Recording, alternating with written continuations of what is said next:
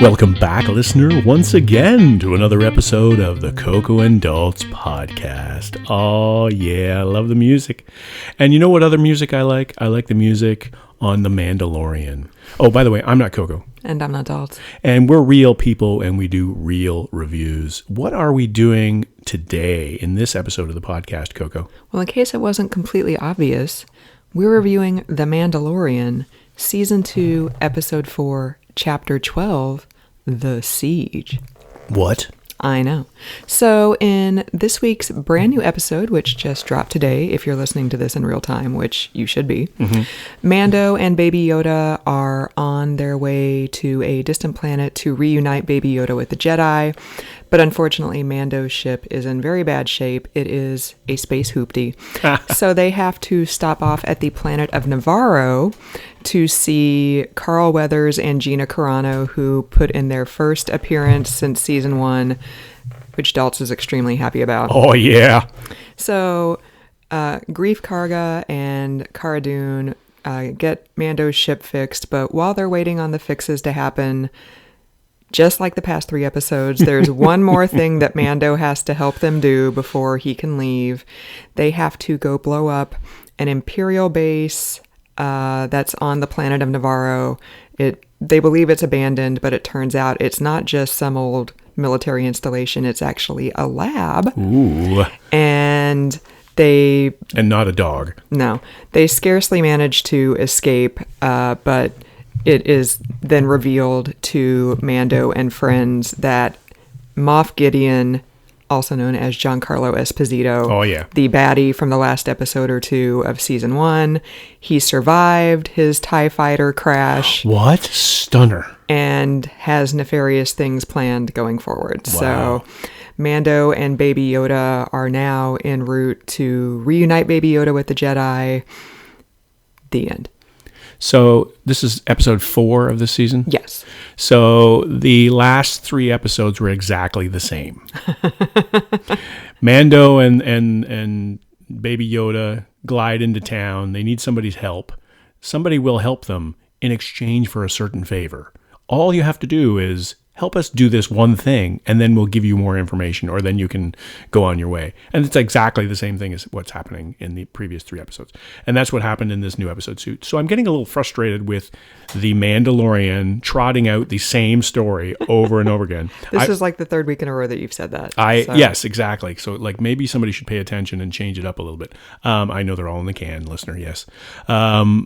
I was very happy to see Gina Carano and Carl Weathers back in action. I was very happy that they were actually Mando and the kid disappeared for a time, and it was just fish face Gina Carano and Carl Weathers mostly trying to knock down yet again another tractor beam. If we only just go onto this one tractor beam and knock it out. And oh, by the way, it's perilous and it's up way high and there's something down low that you don't want to fall into. And there's no guardrails. It's like, you think by now they would like safety, like the Union would have stepped in. The Stormtrooper Union. The Stormtrooper Union would have stepped in and said, okay, if you're going to do the tractor beam, it's got to have guardrails and they got to be more than waist height so that you don't topple over. I don't think there's any such thing as Imperial OSHA. Like the Stormtrooper Union is pretty bad. It's got to be the worst union ever. Like I was saying to Coco during as we were watching this, is that, oh, by the way, the Stormtroopers are all dressed in white, and yet they fight in this darkest areas. So they make themselves so easy to shoot. It's like, oh, where are the Stormtroopers? Well, right over there. Look at them all in their white clothing in that cave. So I think that this episode could have been the first episode, because when they did the recap before this episode, they skipped all the other episodes. They skipped all 3 episodes, and they went back to when the last time we saw Carl Weathers and Gina Carano, and there was only the one last scene of the recap where the space hoopty was flying, and that was the only thing that we needed to know about the previous 3 episodes. So they got to pick it up. Like this is really kind of disappointing. I think the last season was good. I liked the last season. I was pleasantly surprised. This season has got nothing to me. So far, I'm not encouraged at all. It's offering me nothing. Wow. What do you say, Coco? Because you're a big fan of this franchise. So this is definitely the best episode by far Yeah. of this season.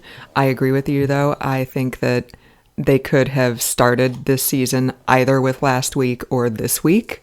I like starting with last week just because he was pointed in the direction of the planet he needs to go to for the Jedi, and I don't think if they had started this week, Carl Weathers and Gina Carano's characters necessarily would have had that information. Right. Although they could have found it some other way, but that is neither here nor there. So I think we could have cut out the first 2 episodes. We could have started with last week or this week. It's great to see Carl Weathers and Gina Carano back. Their characters really added a lot to last season. So as soon as Mando said to Baby Yoda, I think we need to stop off on Navarro, I was like punching Daltz on the sofa because I was like, yeah, you're going to get your wish, because he's been saying for the past 3 weeks, like, I wish Grief and Cara would come back. Right.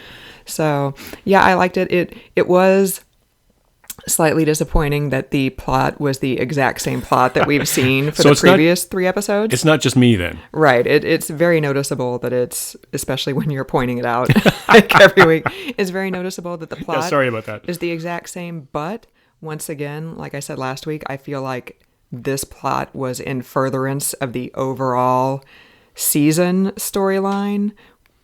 Bringing back in more Imperial stuff. You've got Moff Gideon returning.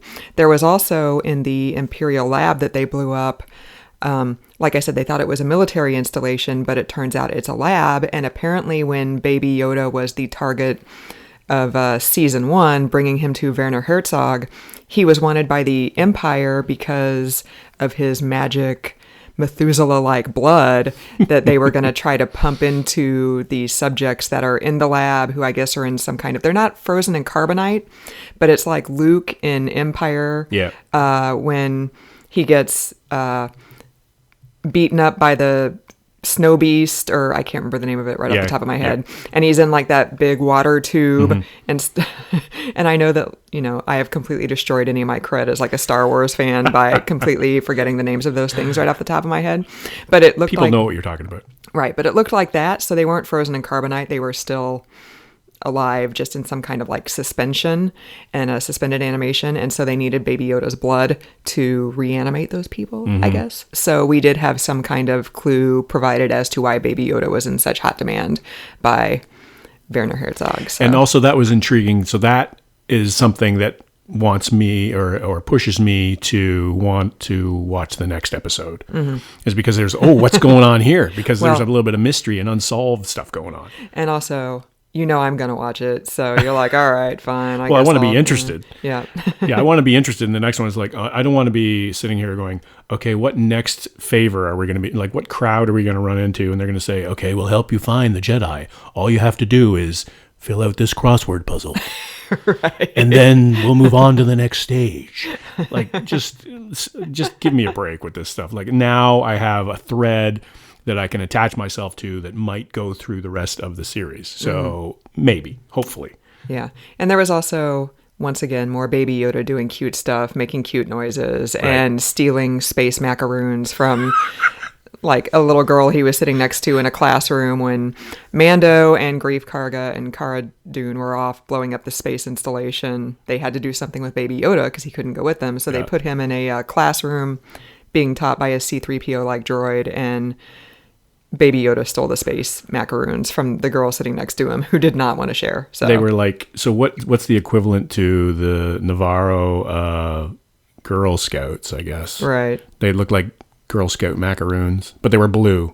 Yeah. And then, of course, later during a Razor Crest gunfight, Baby Yoda threw up the blue macaroons like all over himself, but you knew that was coming. So, and that's got to be hard to get out of the fabric because those bright colors, right? They're hard to stain stick. Right. Totally. And just while we're talking about that class, I want to point out something too, is that I'm not sure about the equality or the diversity of the Star Wars universe, because all those kids in the classroom were human. Right. So there weren't any other like space alien or fish face guys or guys that looked like an octopus or anything like that. It was just all human kids. Yeah. So I was a little bit disappointed. In Disney being a big pusher in diversity, I was disappointed that they weren't more diverse in that classroom. I wonder if that's because a little kid like that is probably not going to be able to sit through all the makeup required to be a fish face. And they were just like, all right, here, just put on these like vaguely tribal outfits that are muted colors and try to sit still. Well, I've got 3 letters for that solution. CGI. Oh, that's true. Just put in they were able to get Baby Yoda in there. Right. Well, Baby Yoda's a puppet, though. Yeah, so that's what I'm saying. Like, you CGI or a puppet or, Yeah. Okay. Or like a dog, and just get a dog to sit there and pretend to talk or something like that. I will also say I enjoy that, like, the first episode or 2, animal rights weren't having a good time in The Mandalorian, but now it seems like the last couple episodes, the animals are getting a little bit more. Like, there was like a ferret type thing that in the very first scene, they were going to cut its head off and eat, like some baddies on Navarro, but the ferret thing got spared by Cara Dune coming in to kick some ass. So after, especially the very first episode, I was really pissed off about the Banthas just being sacrificed to the Krayt Dragon. But now it seems like maybe we're going away from the animal kingdom is just here to service humans and their nefarious deeds, and maybe a little more care is being taken. So thank you, Jon Favreau. I appreciate that. Also, worth mentioning, Carl Weathers directed this episode. Yes. And it definitely felt like it had like a little more of like a gunslinger kind of attitude. At least Grief Karga did. Like, it seemed like Carl Weathers was enjoying being on screen. So it was a good pace too. And I imagine it's one of those deals, like I said to you, Coco, is like, Carl Weathers is, you want me to be in it? I'm going to run it. Right, totally. Apollo Creed stepping up. Right. Apollo Creed doesn't just come out of retirement for anybody. Like, exactly. These are on my terms, my friend. There's not going to be any egg eating in this one. Right, totally. The other thing I wanted to mention too, you mentioned off the top of where the bad guys were coming in and Gina Carano saves the day. The bad guys always look like bad guys in Star Wars, right? Like, they're not... You never see the Ewok type guys with shooting the good guys. It's always the guys that look like their faces are half genitalia or something like that. Totally. It's like that's the giveaway. The giveaway of it's a bad guy or a good guy, and they're sitting in the cantina again. That would be hilarious if the Ewoks came in and just started like mowing laying everybody siege down to the place. That would be awesome. I mean, the Ewoks were going to eat Luke and Han in Return of the Jedi, and it was only when C-3PO convinced them that he was a god and could lay waste to them that they released Luke and Han. So the Ewoks do have like some bad bones in their bodies. Right. Yeah, I guess that's true. You're like, this is more thought than I've ever given to the Ewoks. Like, Daltz hates the Ewoks. Spoiler I'm not alert. a fan of the Ewoks. Let's just put it that way. Angry teddy bears. Return of the Jedi came out when I was like 7 years old. Well, so I was a fan of the Ewoks. But see, that's perfect for that. But whereas I was not 7 years old when it came out, and I think I had washed my hands of the whole franchise by then. I was drinking in bars. You were like 35 and divorced at that point. I was a grizzled old man by then. You were getting into bar fights. Right, exactly. I didn't have Star Wars on my mind right, totally. at that time. So, Coco, what's your rating on this fine episode?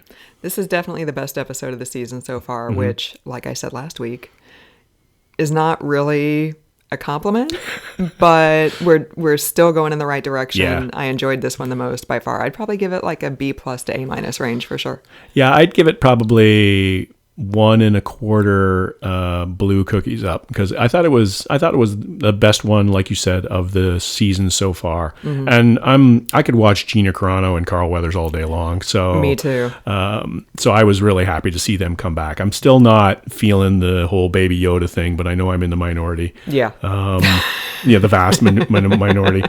But there was action. It kept me interested. It was 40 minutes long. Right. It zipped by pretty fast. So I recommend it. And I would say too, listener, that there's no shame in starting here for the new season. If you're like backlogged and you've been, doing your Christmas shopping, or I don't know, what do people do anymore? But if you've been busy and you haven't had time, this is probably a good place. Like Coco said last week, or my vote would be probably this week. Yeah. You could jump in on the season, and then I think that from here on, we'll see a bit more of a traditional thread. Yeah, I hope so. I hope that the rest of this season, of which half is left now, Wow. we've plowed through half.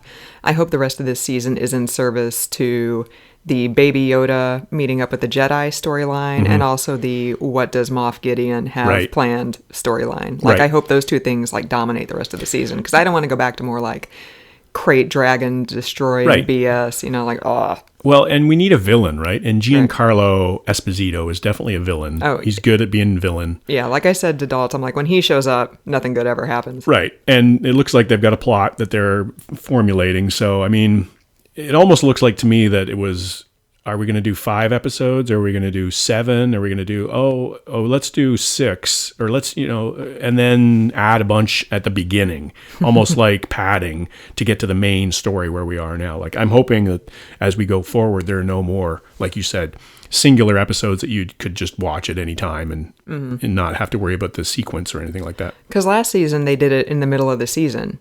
The 2 filler episodes from last season were right in the middle. Mm-hmm. So you had like 3 episodes of storyline that you were invested in, and then a couple like standalone Space Adventure of the Week episodes. Mm-hmm. And then the final 3 episodes were one storyline. So is that the episode where Chandler goes to the hospital and remembers back? All his friends are around the hospital bed and remember back to when he was funny? Yes. Right. Exactly like that. Right. So this season, unfortunately, they just put the filler episodes at the beginning, which is not a good way to start a season. But we're still here. We're still watching for you, because we know that every week you look forward to our podcast to be told whether you should actually watch or not. It's true. We love you, listener. Thank you for joining us. So we're going to wrap it up, I guess, at this point. So Thanks for joining us, listener, for another episode of the Coco and Dolls podcast. I'm not Coco. And I'm not Dolph.